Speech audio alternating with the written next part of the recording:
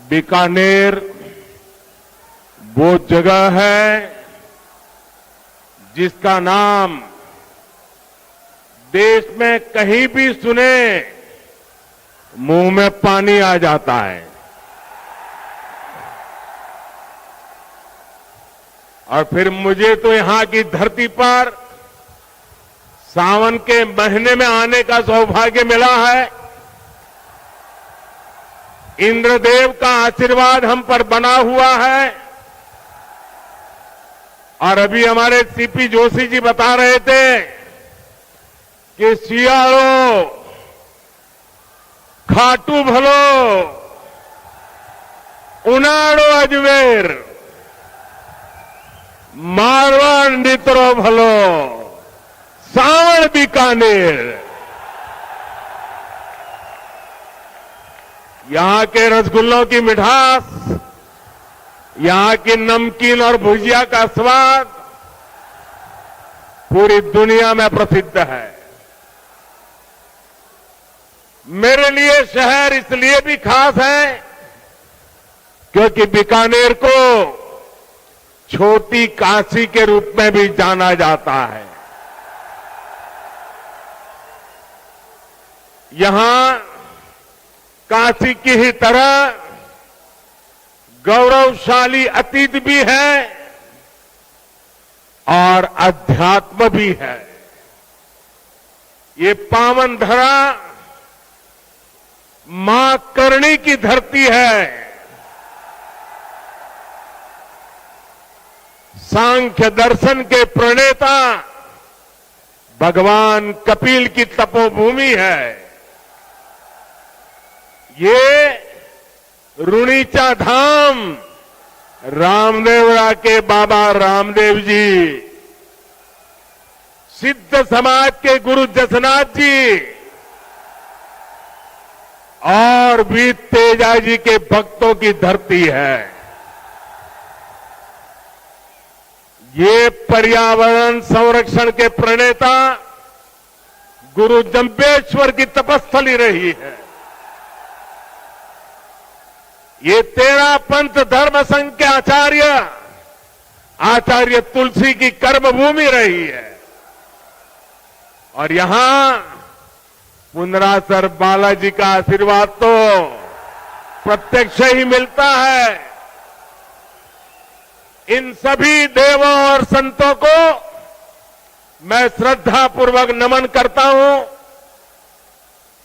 आप सब इतनी बड़ी संख्या में यहां आए और अभी जैसे बताया 4-4, 5-5 घंटे से कड़ी धूप में आप आशीर्वाद देने के लिए मौजूद हुए।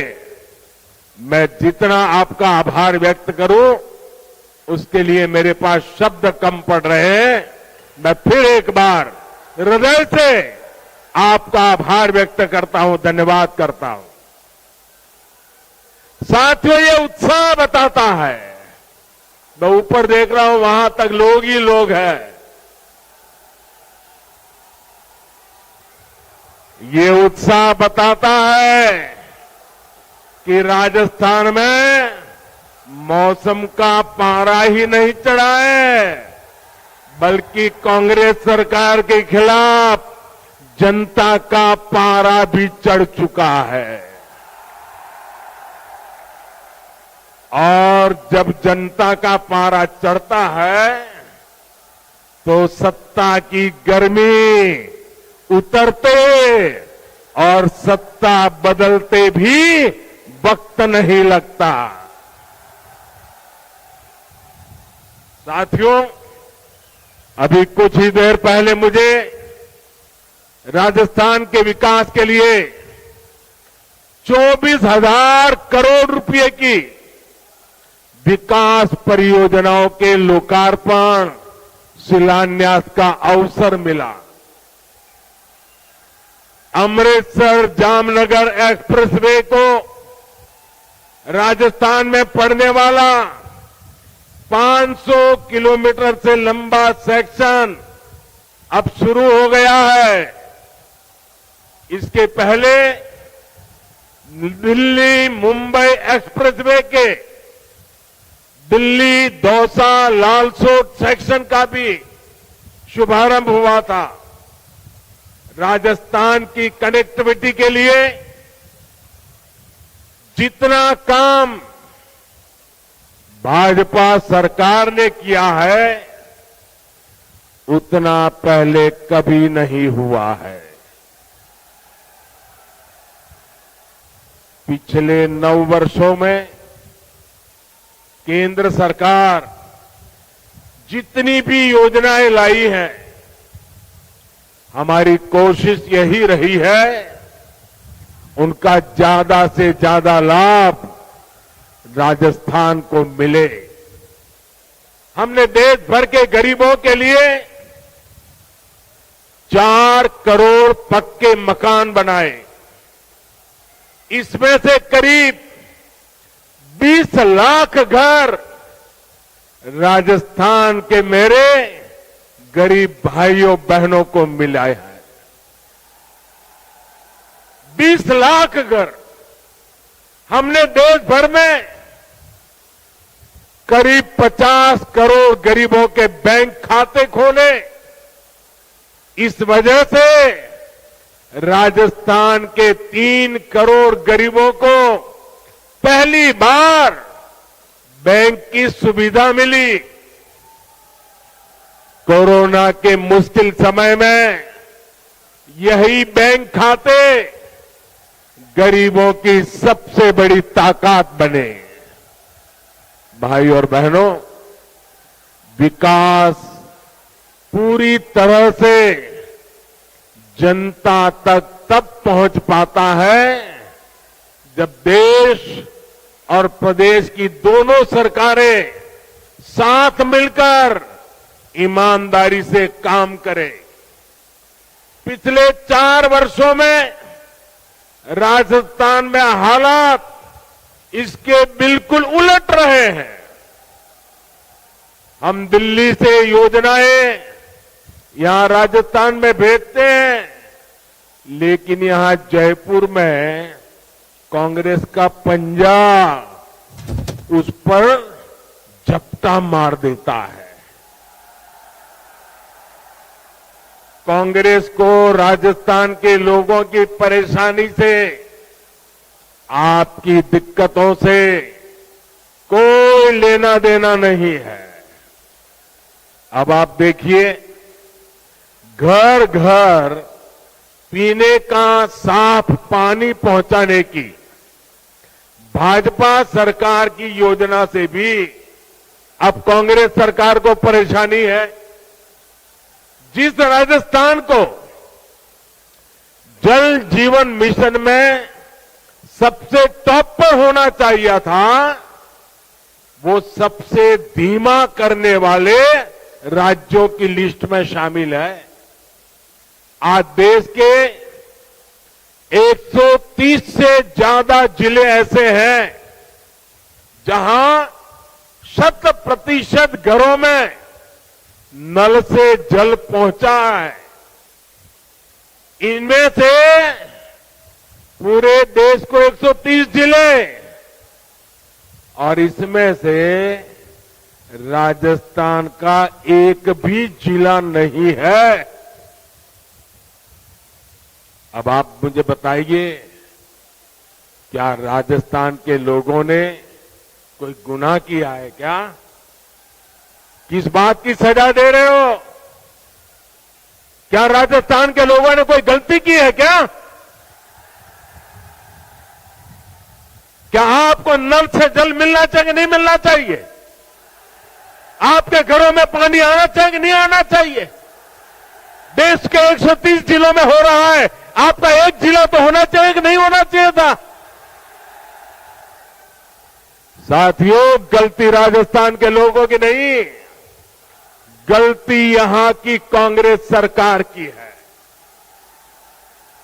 कांग्रेस सरकार ने 4 सालों में राजस्थान का बहुत नुकसान किया है, और ये बात कांग्रेस के नेता भी अच्छी तरह जानते हैं, राजस्थान में कांग्रेस की हार इतनी सुनिश्चित है कि यहां की सरकार अभी से बाय बाय मोड में आ गई है।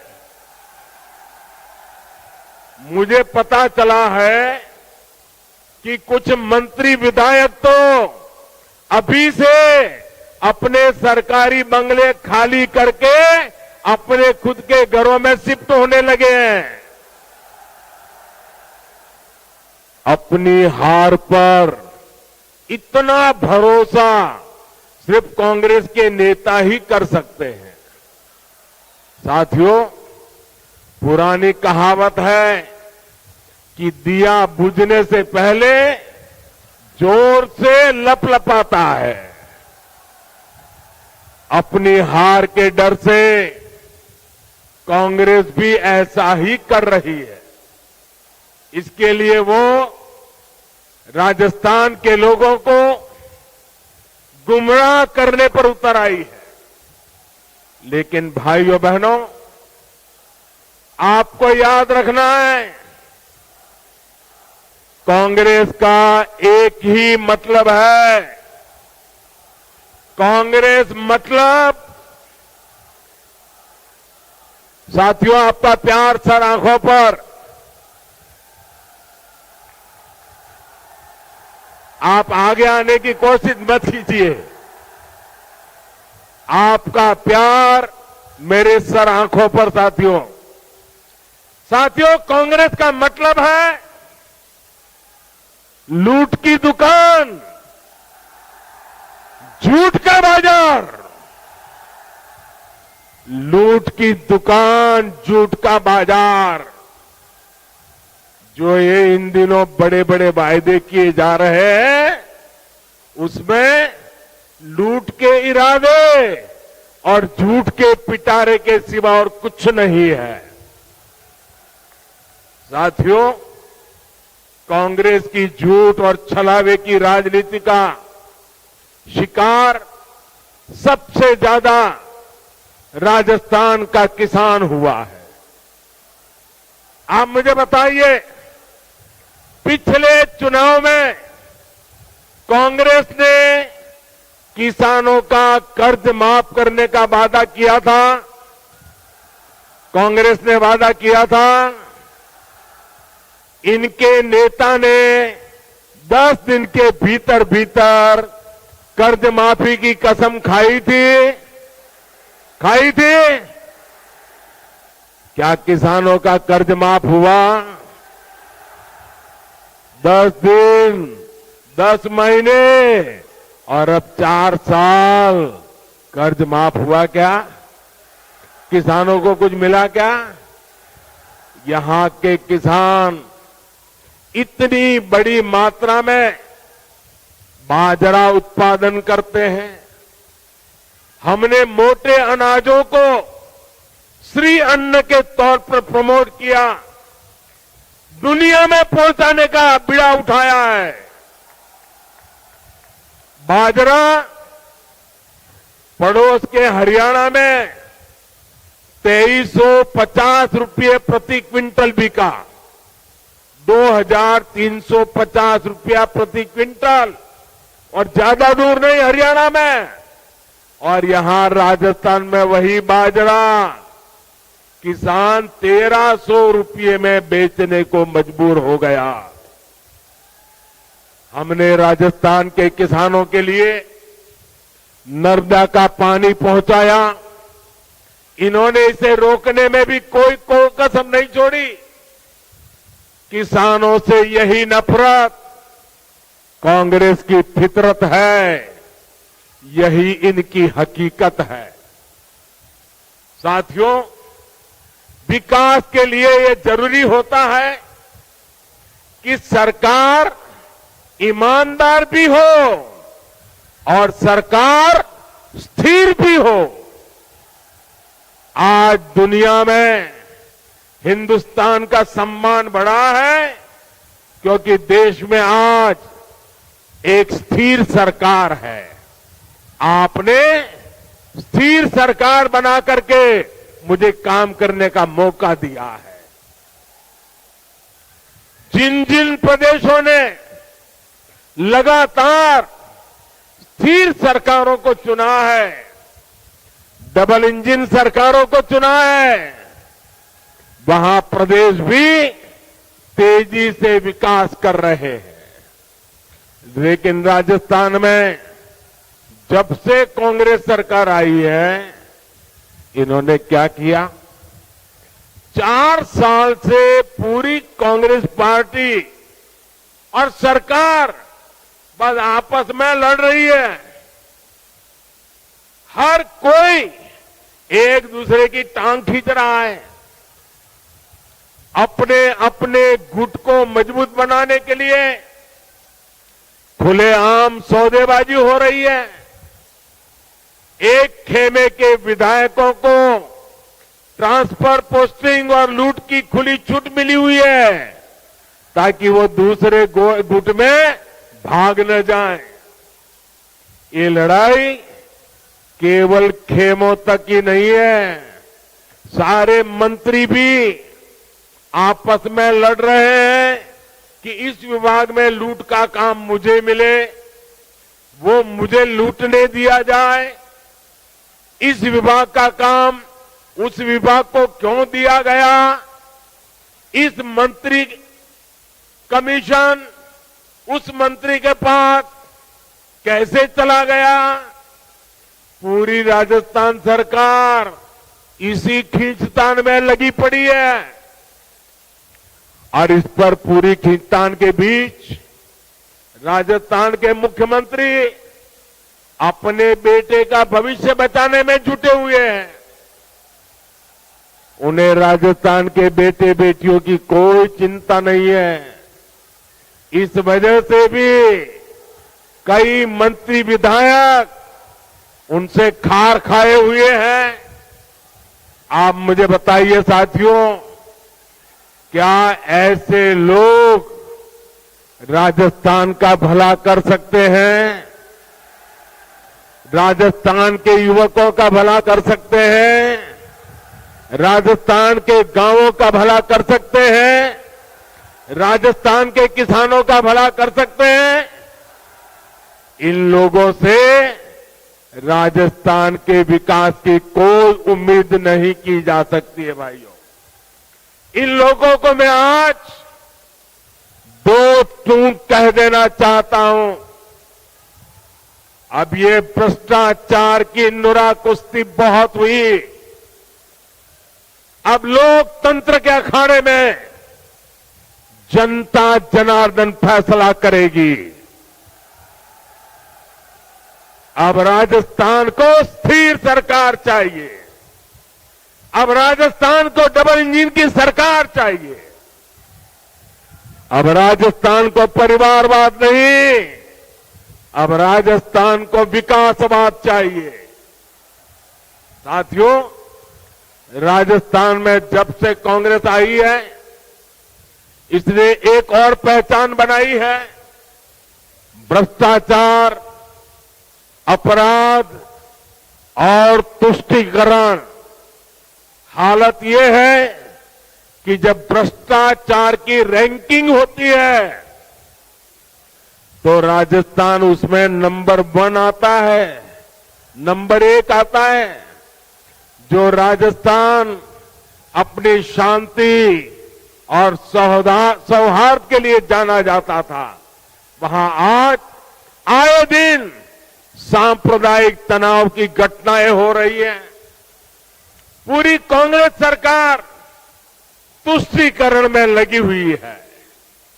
यहां सिस्टम इतना बेखौफ हो गया है कि पेपर लीक की एक अलग इंडस्ट्री खुल गई है।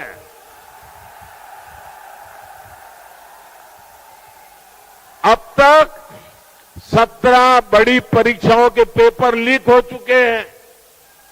यानी यहां युवाओं के भविष्य से खुलेआम खिलवाड़ हो रहा है। साथियों, हर जगह स्कूल कॉलेजों को राजनीति से बाहर रखा जाता है ताकि बच्चों का भविष्य खराब न हो। लेकिन राजस्थान में कांग्रेस की लूट ने शिक्षण संस्थानों को भी नहीं बख्शा। यहां के शिक्षक मुख्यमंत्री के सामने आकर कह रहे हैं कि तबादले के लिए खुली घूस चल रही है, लेकिन कहीं कोई सुनवाई नहीं हो रही। भाइयों और बहनों, महिलाओं के खिलाफ अपराध के मामले में, बलात्कार के मामले में राजस्थान सबसे आगे है। हालात ये है कि यहां रक्षक ही भक्षक बन रहे हैं और दुर्भाग्य कि बलात्कार और हत्या के आरोपियों को बचाने में पूरी सरकार जुटी हुई नजर आती है। अपने वोट बैंक की राजनीति के लिए हमारी बेटियों पर गलत नजर डालने वालों को कांग्रेस संरक्षण दे रही है। राजस्थान के लोग कांग्रेस के इन पांकुपों को अब ज्यादा बर्दाश्त नहीं करेंगे।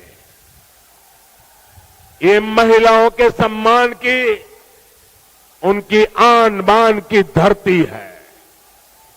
ये राजस्थान की धरती है। ये मां पन्ना धाय की धरती है। ये वो धरती है जहां हाड़ा रानी ने अपने पति को युद्ध में भेजने के साथ ही अपना बलिदान दे दिया था। आत्मसम्मान और धर्म की रक्षा राजस्थान की रगों में है।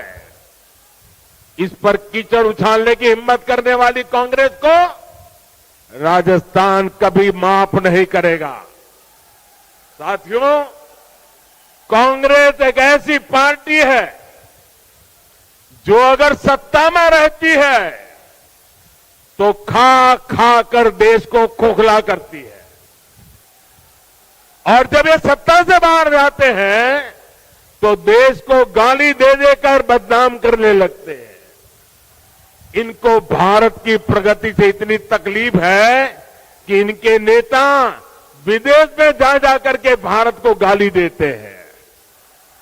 आपको याद होगा, जब जब देश की सेना ने शौर्य दिखाया है, तब तब इन्होंने सेना को भी नीचा दिखाने के लिए क्या कुछ नहीं बोला। सेना कहती है हमने पाकिस्तान में आतंकियों के अड्डे तबाह किए, सर्जिकल स्ट्राइक की, तो कांग्रेस कहती है कि सबूत दिखाओ। हमारी वायुसेना पाकिस्तान में एयर स्ट्राइक करती है तो ये कहते हैं कि कुछ हुआ ही नहीं। कांग्रेस को सेना और सैनिकों से हमेशा दिक्कत रही है। इसलिए वीरों की धरती राजस्थान, जहां से इतने युवा सेना में जाते हैं, उनसे कांग्रेस चिढ़ी रहती है। हमारी सेना के जवान कितने वर्षों से 1 रैंक 1 पेंशन की मांग कर रहे थे। वर्षों तक कांग्रेस की सरकारों ने उसकी उपेक्षा की। यही नहीं, सेना के काम में भी ये लोग झूठ और धोखेबाजी से बाज नहीं आए।